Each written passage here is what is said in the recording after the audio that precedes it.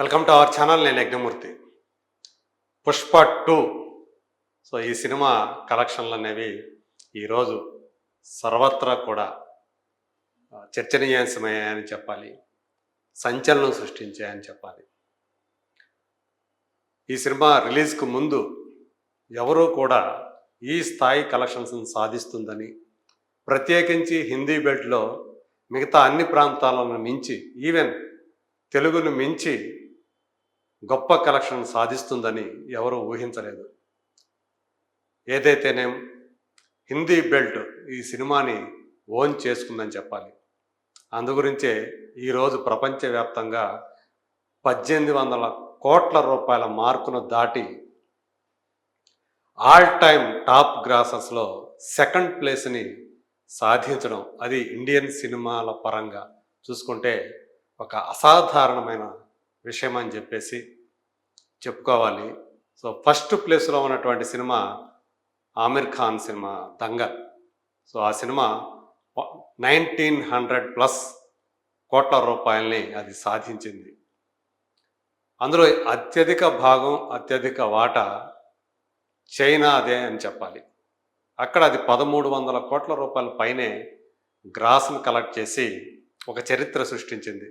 ఇప్పటి వరకు భారతీయ చిత్రాల పరంగా చైనాలో ఆ స్థాయి కలెక్షన్లు అందుకున్న సినిమా అదొక్కటే.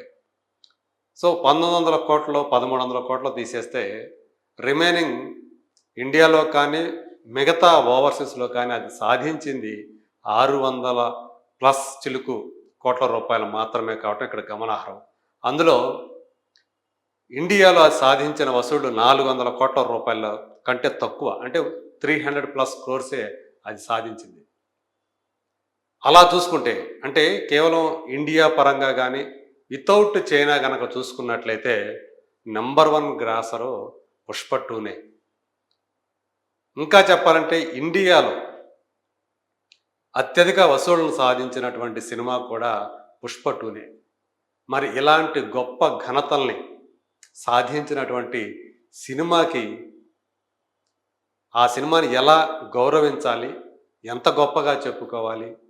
కానీ ఇవాళ తెలుగు చిత్ర పరిశ్రమ పుష్ప 2 సాధిస్తున్నటువంటి ఆ గొప్పతనాల్ని, ఘనతల్ని సెలబ్రేట్ చేసుకోలేని పరిస్థితిలో పడిపోవటం అనేది శోచనీయమని చెప్పాలి, దురదృష్టకరమని చెప్పాలి.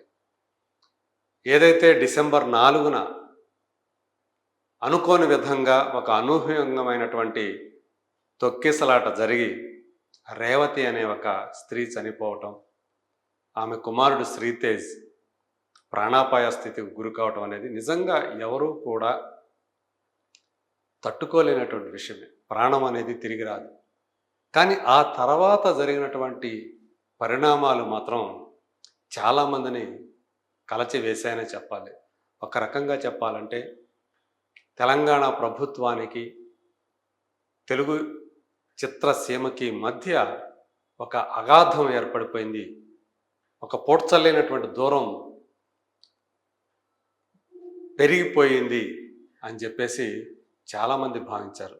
మొత్తానికి ఎట్లయితేనే ఎఫ్డీసీ చైర్మన్ అయినటువంటి దిల్ రాజు చొరవ తీసుకొని ఒక 45 మంది పెద్దవాళ్ళని, తెలుగు చిత్రసీమలో ప్రముఖుల్ని, అలాగే దర్శకుల సంఘం, మూవీ ఆర్టిస్టుల సంఘం, నిర్మాతల మండలి, ఇలాంటి సంఘాలకు సంబంధించినటువంటి ఆ పదవులు ఎవరైతే ఉండారో, కార్యవర్గ సభ్యులు ఎవరైతే ఉండారో వాళ్ళని తీసుకొని వెళ్ళి ఆయనతో మాట్లాడించి, ఆయనతోటి ఆయన సహచర మంత్రులు కోమటిరెడ్డి వెంకటరెడ్డి, అలాగే ఉప ముఖ్యమంత్రి భట్టి విక్రమార్క, వీళ్ళందరితోటి కలిసి కూర్చొని మాట్లాడి వచ్చిన తర్వాత ఆ గ్యాప్ను తగ్గించే ప్రయత్నం కొంత జరిగిందని అనుకోవాలి. ఇప్పటికీ పుష్ప 2 అనే సినిమా రిలీజ్ అయిపోయి ఆల్మోస్ట్ అంటే డిసెంబర్ 5 రిలీజ్ అనుకుంటే ఇవాళకి 34 రోజులు గడిచిపోయాయి. అయినా ఇన్ని ఘనతలు సాధించి మనం ఇప్పుడు చెప్పుకున్నటువంటి హిందీ బెల్ట్లో మొట్టమొదటిసారిగా ఒక్క హిందీ వర్షన్కి సంబంధించి 700 కోట్ల రూపాయల నెట్ మార్కుని, 800 కోట్ల రూపాయల నెట్ మార్కుని అందుకున్నటువంటి మొట్టమొదటి సినిమాగా చరిత్రకెక్కింది కదా పుష్ప 2. మరి ఆ సంబరం ఎక్కడ? ఈ రోజున బాహుబలి 2 ఓవరాల్ కలెక్షన్ అయినటువంటి 1800 కోట్ల రూపాయల మార్కుని దాటేసి 1830 కోట్ల రూపాయల పైనే సాధించిందని చెప్పుకుంటున్నాం కదా. మరి ఆ సందడి, దానికి సంబంధించినటువంటి సెలబ్రేషన్స్ ఎక్కడ? ఆ రోజున మనం బాహుబలి అనే సినిమా ఒక గొప్ప విజయం సాధించినప్పుడు, హిందీ బెల్ట్లో కూడా బ్లాక్ బస్టర్ అయినప్పుడు ఎంత గొప్పగా సెలబ్రేషన్స్ చేసుకున్నాం. అలాగే బాహుబలి 2 అనే సినిమా మొట్టమొదటిసారిగా దేశీయంగా అంటే హిందీలోనే 500 కోట్ల నెట్ మార్కుని సాధించినప్పుడు ఎంతగా ఉప్పొంగిపోయి దాన్ని సెలబ్రేట్ చేసుకున్నాం. మరి ఈరోజు ఒక బెంచ్ మార్కుని సృష్టించినటువంటి సినిమాలు అవి బాహుబలి, బాహుబలి 2. అలాగే RRR సినిమా, ఆ RRR సినిమా కూడా 1200 కోట్ల రూపాయల పైనే వరల్డ్ వైడ్గా కలెక్షన్ సాధించినప్పుడు కూడా ఎంతో సంబరాలు చేసుకున్నాం. సో రాజమౌళి గురించి, అలాగే ఆ కథానాయకులైనటువంటి జూనియర్ ఎన్టీఆర్, రామ్ చరణ్ గురించి చాలా గొప్పగా చెప్పుకున్నాం. ఇండస్ట్రీ అంతా కూడా అప్పుడు అటు బాహుబలిని కానివ్వండి, RRRని కానీ చాలా గొప్పగా సెలబ్రేట్ చేసుకున్న పరిస్థితులు చూసాం. మరి ఈరోజు ఆ బాహుబలి సినిమాలు, బాహుబలి 2ను కూడా దాటేసినటువంటి పుష్ప 2కు సంబంధించి తెలుగు సినిమా పరిశ్రమ అంతా కూడా ఎందుకు మౌనంగా ఉంది? ఎందుకు సంబరాలు చేసుకోలేకపోతుంది? ఎందుకు వేడుకలు జరుపుకోలేకపోతుంది? ఎందుకని కనీసం సినిమా పరిశ్రమకి సంబంధించిన వ్యక్తులు ఎవరూ కూడా ఇంత గొప్పగా ఈ సినిమా విజయం సాధించింది, ఇన్ని రికార్డులు సృష్టించింది అని చెప్పి గొప్పగా ఎందుకు మాట్లాడలేకపోతున్నారు? కనీసం తమ సోషల్ మీడియా హ్యాండిల్స్ ద్వారానైనా సరే తమ స్పందనని ఎందుకు తెలియజేయలేకపోతున్నారు? అది నిజంగా ఇలాంటి పరిస్థితి రావటం మాత్రం బాధాకరం అనే చెప్పాలి. సో తెలుగు సినిమా ఇప్పటికైనా సరే, అంటే ఒక పక్క నిజంగానే అల్లు అర్జున్ స్వయంగా ఆ సినిమా కథానాయకుడు కానివ్వండి, అలాగే ఆ నిర్మాతలు కానివ్వండి, దర్శకుడు సుకుమార్ కానివ్వండి, వాళ్ళే ఆ సినిమా విజయాన్ని సంబరంగా సెలబ్రేట్ చేసుకోలేని పరిస్థితి ఉంది అన్నమాట నిజమే. కానీ మిగతా వాళ్ళైనా సరే ఆ సినిమా గురించి ఇండస్ట్రీ వ్యక్తులు మాట్లాడుకోవచ్చు.